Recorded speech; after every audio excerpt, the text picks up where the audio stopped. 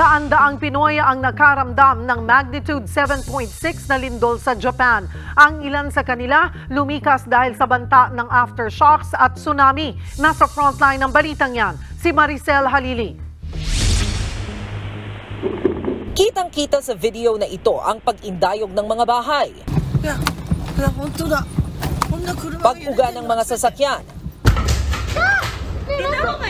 Pagbagsak ng mga gamit sa bahay at pagtilapon ng mga grocery items sa isang supermarket.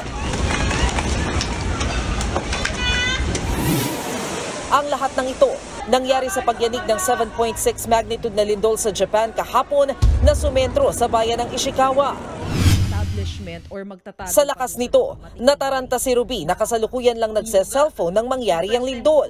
Higit 3 dekada na raw siyang nakabase sa Nagoya na 2 oras lang ang layo mula sa Ishikawa. Bigla na lang umuga. As in, first time ko pong naranasan to. Sobrang takot ko. Hindi ko alam kung saan ako susuot, kung pupunta ako ng toilet, kung magtatago ako sa cabinet or something. Tapos wala pa akong naka-bathrobe lang po ako. Paano pa ito pang nangyari? Nakaganito lang ako, ganun. Tapos yung uga niya talaga, as in may hilo ka po. Hanggang ngayon nga raw, meron pa ring aftershocks. Sabi ni Philippine Ambassador to Japan, Mylene Albano, nasa 1,300 ang Pinoy na nasa Ishikawa Prefecture. Kagabi, nasa 35 na ang lumipat sa City Hall dahil sa evacuation alert. Pero sa initial na tala, ligtas ang lahat ng Pinoy doon. Ang Japan naman po, ready po sila kasi meron po silang mga evacuation centers. So yun po ang initial advice, yung pwedeng makalipat dun sa possible tsunami affected areas, pinalipat po nila.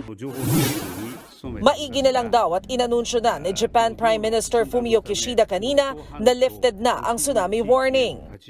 Sa isang social media post, ipinaabot naman ni Pangulong Bongbong Marcos ang pakikiramay ng bansa sa lindol sa Japan sa mismong New Year's Day. Sabi ng Pangulo, patuloy silang nakikipag-ugnayan sa Japanese government para masigurong mananatiling ligtas sa mga kababayan natin sa Japan. Nag-alok na rin umano ang Pilipinas ng tulong sa Japan sa kahit anong paraan. Para naman sa mga pamilya at OFW sa Japan na nangangailangan ng tulong, pwede kayong tumawag sa DMW OWA Japan Help Desk at hotline na naka-flash sa inyong TV screen.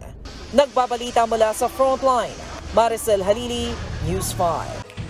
Mga kapatid, Cheryl Cosim po. Iba na ang may alam at may pakialam sa panahon ngayon. Para sa tuloy-tuloy na balitaan sa Frontline, mag-follow at mag-subscribe sa social media pages ng News 5.